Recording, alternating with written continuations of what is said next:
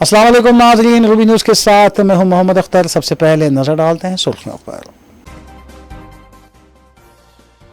वज़ीर आला रेवंत रेड्डी दिल्ली रवाना। 8 पार्लिमानी नशिस्तों के उम्मीदवारों के नामों को खतियत देने के लिए तबादले ख्याल।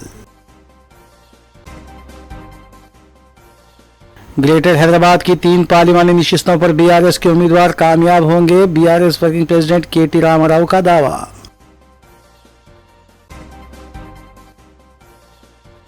चीफ मिनिस्टर रिलीफ फंड के चेक्स की चोरी करने वाले डाटा एंट्री ऑपरेटर को किया गया गिरफ्तार। मंजूरा चेक्स की रकम निकाल ली गई थी।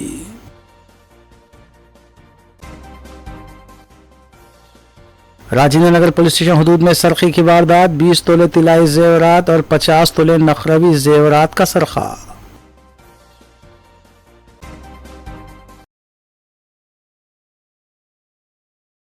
अब खबरें तफसील से।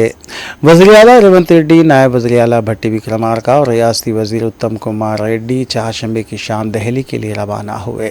ज़राए के मुताबिक ये तीनों क़ायदीन जुमेरात के रोज़ कांग्रेस वर्किंग कमेटी के इजलास में शिरकत करते हुए तेलंगाना के माबकी 8 पार्लिमानी नशिस्तों पर पार्टी उम्मीदवारों के नामों को खतियत देने के सिलसिले में आला कमान से तबादला ख्याल करेंगे। कांग्रेस ने अब तक 2 फहरिस्त जारी करते हुए 9 पार्लिमानी हल्कों पर अपने उम्मीदवारों के नामों का ऐलान कर दिया है।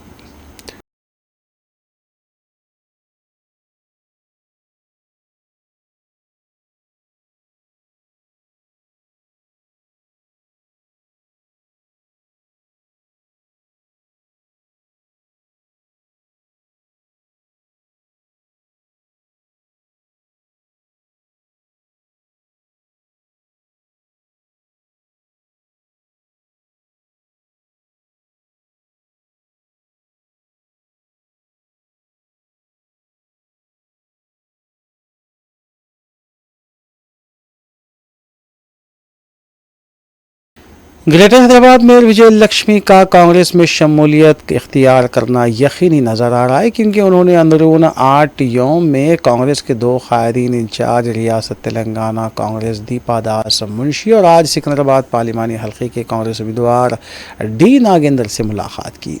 वाज़ेह के ज़राए के मुताबिक सदर बीआरएस और साबिक़ वज़ीर आला के चंद्रशेखर राव ने सीनियर बीआरएस क़ायद और रुकन राज्यसभा के केशव राव को फ़ोन करते हुए उनसे मुलाकात करने की ख्वाहिश की थी, ताहम के केशव राव ने इस बात को नज़रअंदाज कर दिया।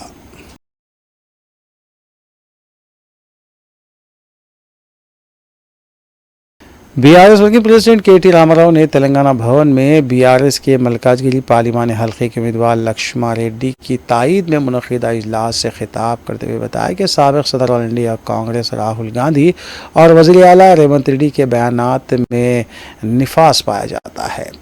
राहुल गांधी वज़ीर आज़म को चोर और चौकीदार कहते हैं, जबकि वज़ीर आला रेवंत रेड्डी ख़ुद को वज़ीर आज़म नरेंद्र मोदी के छोटे भाई करार देते हैं। केटी रामाराव ने दावा किया कि ग्रेटर हैदराबाद की 3 पार्लिमानी नशिस्तों मल्काजगिरी, सिकंदराबाद और चेवड़ा पर बीआरएस उम्मीदवार भारी अक्सरियत से कामयाबी हासिल करेंगे। అసలు రేవంత్ రెడ్డి కాంగ్రెస్ పార్టీ మనిషా, అసలు రాహుల్ గాంధీ మనిషా, నరేంద్ర మోడీ మనిషా నాకైతే సమజ్ అయితలేదు. మీరు జాగ్రత్తగా వినుండ్రి, చూడుండ్రి ఆయన మాటలు, ఆయన వ్యవహారం. రాహుల్ గాంధీ ఏమో ఏమంటాడు, దేశం అంతా తిరుగుతుండు పాపం ఆయన కాలికి బల్బం కట్టుకొని. ఆయన ఏమంటుండు పిచ్చోడు, చౌకీదార్ చోర్ హై అంటాడు. నరేంద్ర మోడీని చౌకీదార్ చోర్ హై అంటాడు. రేవంత్ రెడ్డి ఏమంటుండు, హమారే బడే బాయి హై, మోదీ సాబ్ హమారే బడే బాయి హై.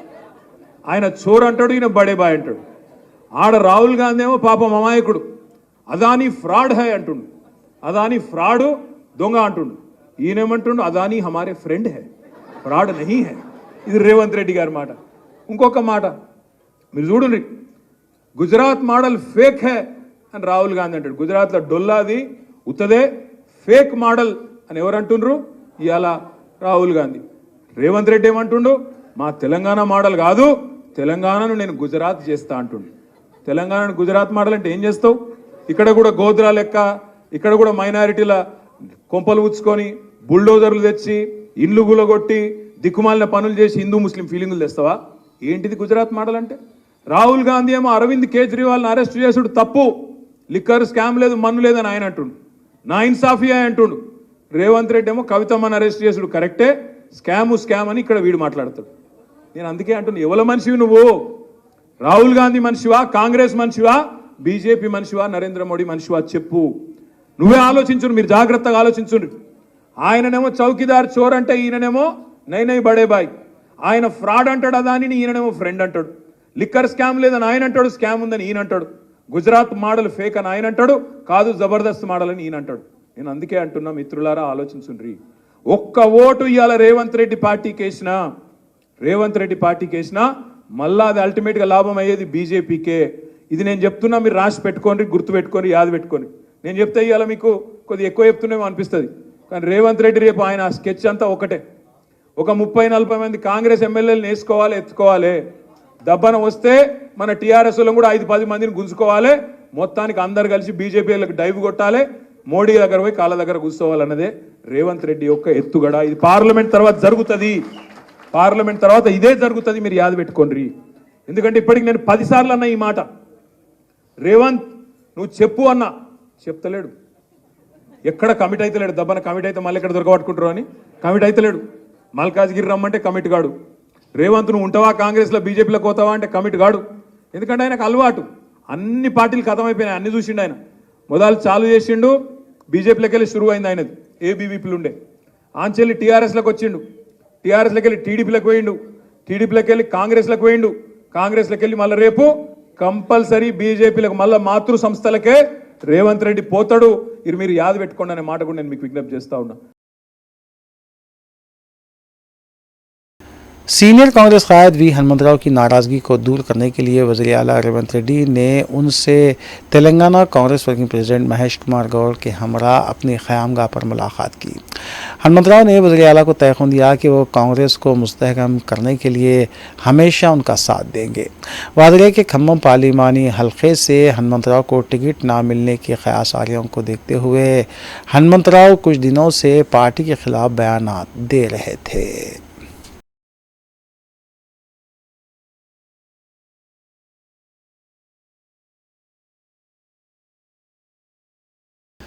सीनियर बीआरएस कायद शेख अब्दुल्ला सोहेल ने सिकंदराबाद पार्लिमानी हल्के के बीआरएस उम्मीदवार पद्माराव की तायद में मुनक़िदा इजलास से खिताब करते हुए बताया कि बीजेपी की जानिब से केसीआर पर तेलंगाना में लोकसभा इंतखाबात में इत्तेहाद के लिए दबाव डाला गया था। जब केसीआर ने बीजेपी के इत्तेहाद को ठुकरा दिया तो बीजेपी ने केसीआर की दुख्तर एमएलसी कविता के खिलाफ ईडी के जरिए झूठे इल्ज़ाम आयद करते हुए गिरफ्तार करने के बावजूद सेकुलर कायद साबिक़ वज़ीर आला के चंद्रशेखर राव ने सेकुलरिज्म को बरकरार रखने के लिए बीजेपी के सामने झुकने की बजाय अपनी दुख्तर कविता को जेल में देखना पसंद किया।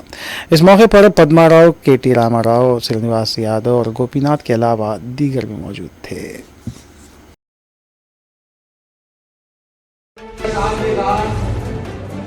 परेशान मत हो, मैं एक और जंग की तैयारी कर रहा हूं, वो तेलंगाना की सरजमीन से होगी, आपके साथ से होगी। वो जंग ये है कि मोदी को बड़े भाई को यहां से हटाना है। वो जंग के लिए पार्लियामेंट इलेक्शन के बाद तमाम रीजन पार्टी केसीआर साहब को अपना सरबराह बनाकर मोदी के अगेंस्ट खड़ा करेंगे। और यही तेलंगाना का जमीन नहीं थी तो मोदी की जड़ों को निकाल के देगी। वो सब उसी के आगे पीछे है। आप गौर करिए, तेलंगाना में मोदी जी आते हैं, किसी के जरिए बोल भी जाते हैं, केटीआर साहब आपको फरमाएंगे कि बीजेपी से अलायंस कर लो। केसीआर साहब नहीं बोलते, अमित शाह साहब आते हैं फिर बोलते हैं, नहीं बोलते हैं। उसके बाद ईडी बगैर इंफॉर्मेशन के कविता जी के घर पे चले जाती है, अरेस्ट करती है। आप इसका मतलब जानते हैं कि जो इंसान अपनी बेटी की कुर्बानी देकर सेक्युलरिज्म को बचाना चाह रहा है, उसके साथ हमको लड़ाई करना होगा। आप सोचिए, आप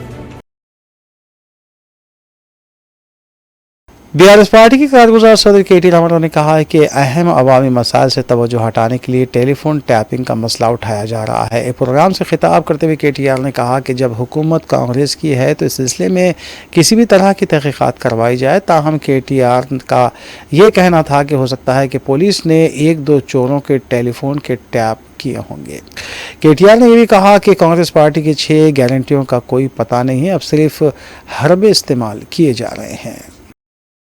ఓటు గట్టిగా గుద్దుతే మళ్ళా పార్లమెంటులో మూత మోగితే అందరు మొరిగే ప్రతి ఒక్కరికి సమాధానం చెప్పినట్టు అవుతుంది. రేవంత్ రెడ్డి నుంచి మొదలు పెడితే యూట్యూబ్ లో మొరిగే కుక్కల దాకా అందరికి సమాధానం చెప్పాలంటే మన గెలుపే దానికి సమాధానం అవుతుంది తప్ప ఇంకొకటి కాదు.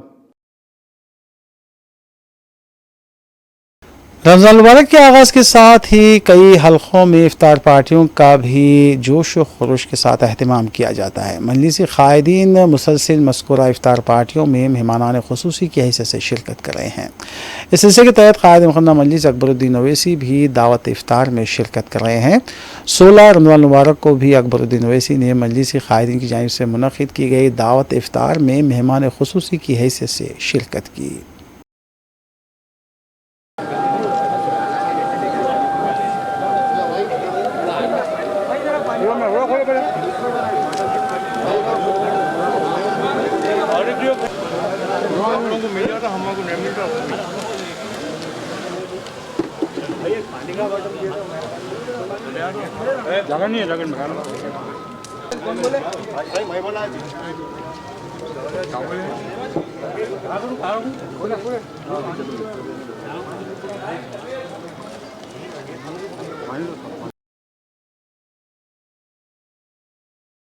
इसके अलावा इसी तर्ज पर सदर मजलिस बैरिस्टर असदुद्दीन ओवैसी ने भी दावत इफ्तार में शिरकत की।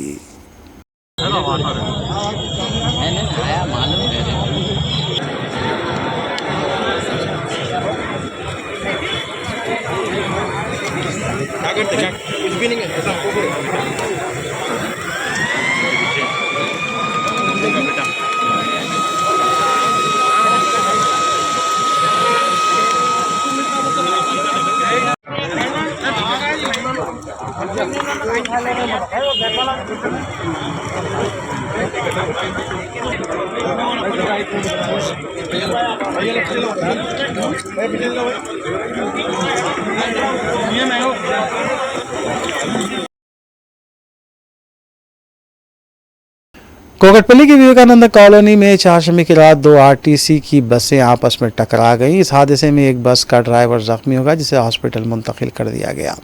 हादसे की वजह से रात देर गए भी ट्रैफिक जाम देखी गई। काफ़ी मशक्क़त के बाद बस को हटाया गया। पुलिस इस वाक़े की तहक़ीक़ात कर रही है।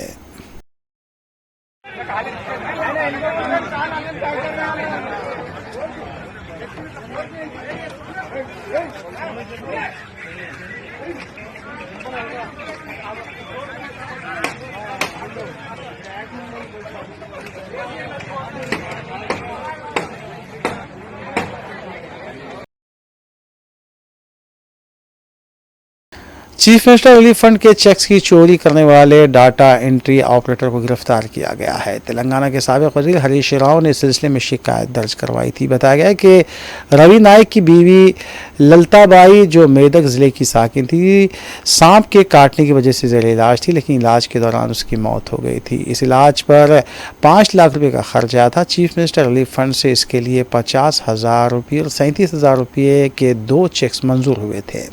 ताहम बताया गया कि डाटा एंट्री ऑपरेटर नरेश ने कार ड्राइवर वंशी और वेंकटेश गौड़ के साथ मिलकर रवि नायक को बताए बगैर रकम निकाल ली। जब ये मामला हरीश राव के पास आया तो उन्होंने पुलिस में शिकायत दर्ज कराई। पुलिस ने नरेश को गिरफ्तार किया और उससे पूछताछ जारी है।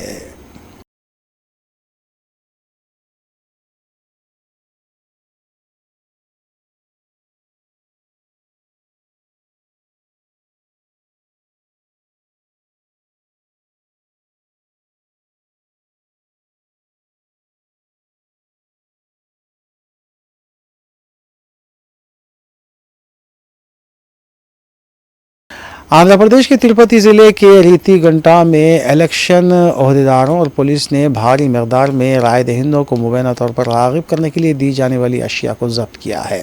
बताया गया कि हाथ की घड़ियां, साड़ियां, स्पीकर और कुकर जब्त किए गए, जिसकी मालियत 50 लाख रुपए बताई गई है और इन पैकेट्स पर वाईएस जगनमोहन रेड्डी की तस्वीर भी होने का दावा किया गया है।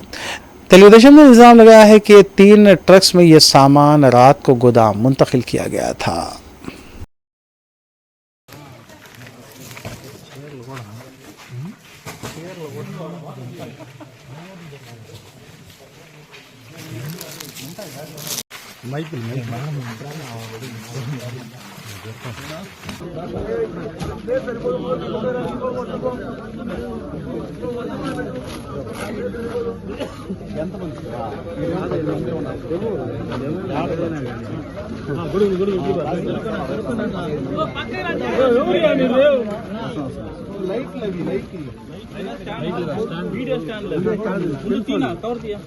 గొడుగులు స్టాండ్ లేబా గొడుగులు స్టాండ్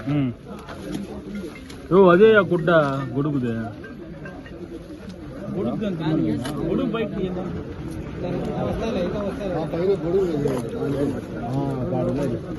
గొడుగు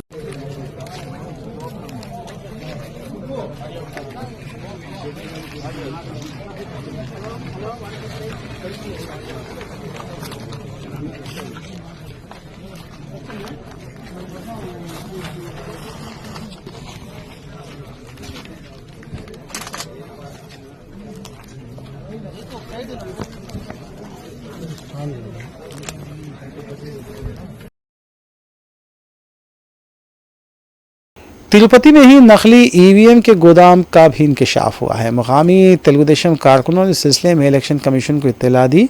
तेलुगुदेशम का इल्ज़ाम है कि ये नकली ईवीएम वाईएसआर पार्टी की तरफ से रखे गए हैं, ताहम इस बारे में सरकारी तौर पर इलेक्शन कमीशन की तरफ से कोई तस्दीक नहीं की गई।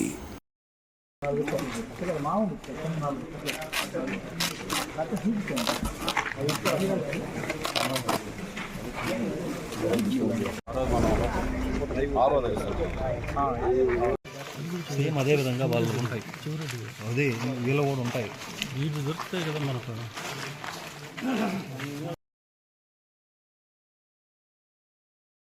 कुलसुमपुरा पुलिस हदूद में खातून का शौहर ने मुबैना तौर पर कत्ल कर दिया। खातून के भाई सैयद अजमत ने बताया कि उनका बहुनई सैयद सलीम उनकी बहन को हिरासा किया करता था और नशे की हालत में नज़रदुकोब किया करता था। उन्होंने कहा कि उनकी बहन का गला दबाकर कत्ल कर दिया गया। उन्होंने ये बताया कि घर का हिस्सा देने का भी सलीम मुतालबा किया करता था। पड़ोसी ने भी इस बारे में बताया कि हमेशा झगड़ा हुआ करता था और वाक़े के दिन भी झगड़ा हुआ। मरहुमा के भाई ने इंकशाफ किया है कि सैयद सलीम ने पुलिस के सामने खुद सुपुर्दगी इख्तियार की है, ताहम अभी पुलिस की जानिब से उसकी तस्दीक नहीं की गई है। मेरे को मेरे बड़े भाई को मारने की धमकी दे रहा हूँ हॉस्पिटल को आगे। अब भगा दिया उसको, पब्लिक भगा दी उसको, भाग गया आने। अभी तपाजपुरा पीएस में है वो बैठे हुआ, वहाँ से उसको कुलसुमपुरा पीएस शिफ्ट कर रहे हैं उसको सक्सेस सजा देना, बस यही चाहिए। हमारा भी मर्डर कर दो मरा साहब ने। सैयद सलीम है उसका नाम। राजेंद्र नगर पुलिस स्टेशन हदूद के किस्मतपुर शिवा साई नगर कॉलोनी में सरखे की संगीन वारदात पेश आई है। सारिकों ने लोकेश के घर का निशाना बनाते हुए 20 तोले तिलाई जेवरात और 50 तोले चांदी की ज़रूरत का सरखा कर लिया। अफराद ख़ानदान होली त्यौहार के सिलसिले में अपने रिश्तेदारों के घर गए हुए थे। इत्तला मिलने पर पुलिस मुकाम वाक़े पर पहुँच गई और तफसीलात हासिल की। इस सिलसिले में केस भी दर्ज किया गया है।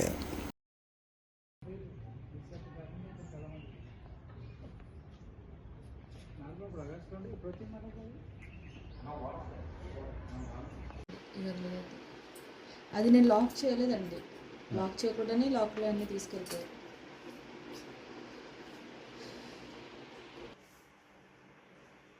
కింద అయితే చీరలన్నీ పడిపోయానండి, నేనే కూర్చోతాను.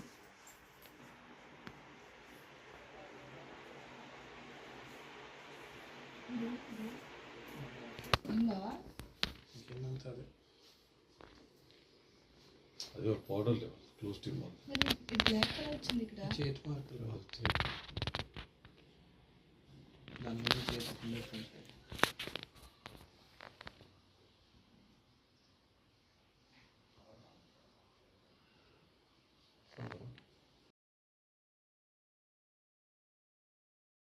फलकनुमा पुलिस स्टेशन के पास तेज रफ्तार बेकाबू गाड़ी ने किनारे पर पार्क की हुई कार को टक्कर दे दी। रात के वक्त सड़क पर ट्रैफिक नहीं थी, इसलिए किसी भी तरह का कोई जानी नुकसान नहीं हुआ। पुलिस ने कार ड्राइवर को तहवील में ले लिया, जबकि मज़ीद तहकीकात जारी है।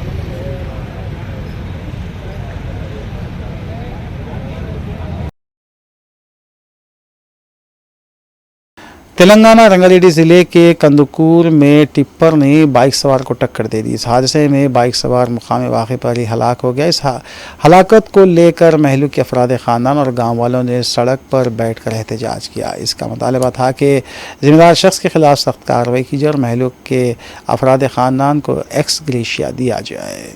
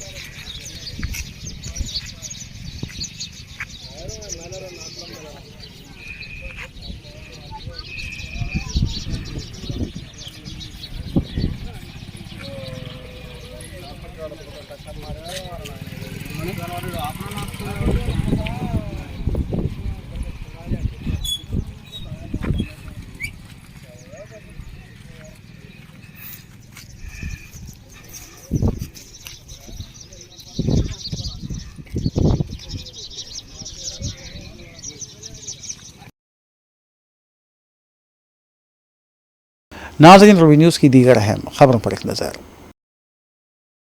कमिश्नर पुलिस हैदराबाद ने पुराने शहर के मुख्तलिफ इलाकों का दौरा करते हुए पुलिस की जानिब से किए गए इंतजाम का जायज़ा लिया। रमज़ान के दौरान उन्होंने आवाम से बात भी की। बाद में कमिश्नर ने रमज़ान की मुबारकबाद भी पेश की।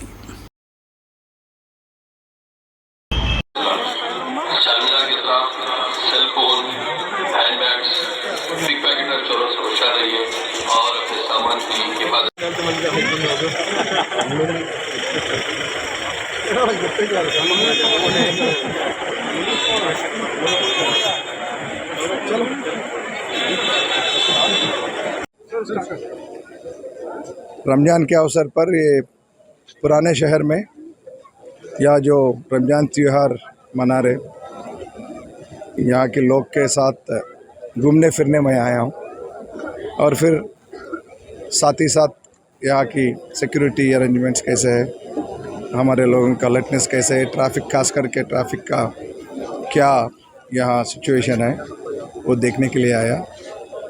आप लोगों को मालूम है, ये तो पूरे सारी दुनिया में ये मशहूर है। यहाँ हमारा ओल्ड सिटी हैदराबाद पुराने शहर का रमज़ान के टाइम पे ये जो जश्न और ये जोश होते हैं तो पूरे सारे दुनिया में ये बहुत मशहूर है।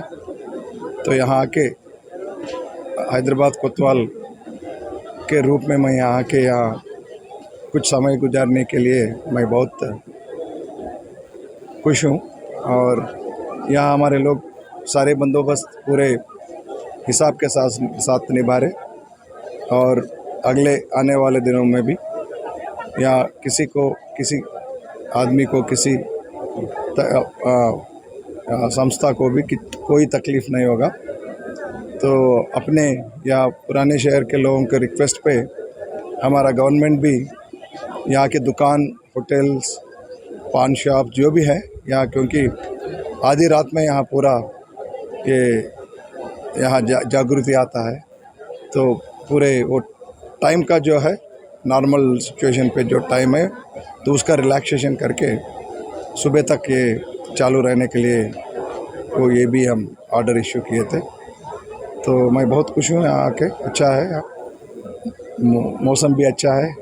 और यहाँ की पब्लिक के लिए क्या मैसेज देना चाहेंगे? रमज़ान मुबारक, पहले सबको रमज़ान मुबारक है। और हम हमेशा इनके साथ मिल के काम करेंगे इस शहर के नाम के लिए, इस शहर के डेवलपमेंट के लिए। Thank you. आखिर में सुर्खियां एक बार फिर। वज़ीर आला रेवंत रेड्डी दिल्ली रवाना, 8 पार्लिमानी नशिस्तों के उम्मीदवारों के नामों को खतियत देने के लिए तबादले ख्याल।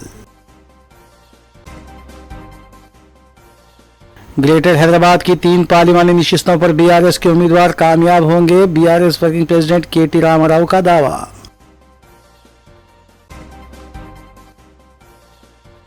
चीफ मिनिस्टर रिलीफ फंड के चेक्स की चोरी करने वाले डाटा एंट्री ऑपरेटर को किया गया गिरफ्तार, मंजूरा चेक्स की रकम निकाल ली गई थी।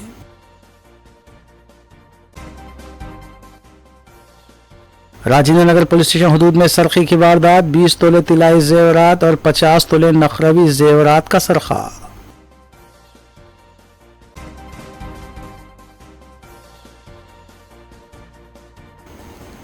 नाज़रीन, रूबी न्यूज़ की फीडबैक के लिए स्क्रीन पर दिए गए नंबर पर आप कॉल कर सकते हैं या ईमेल के ज़रिए हमें पैगाम भी भेज सकते हैं। इसी के साथ रूबी न्यूज़ यहीं इख्तिताम पज़ीर होती है। रूबी न्यूज़ की सारी टीम को दीजिए इजाज़त। अल्लाह हाफ़िज़।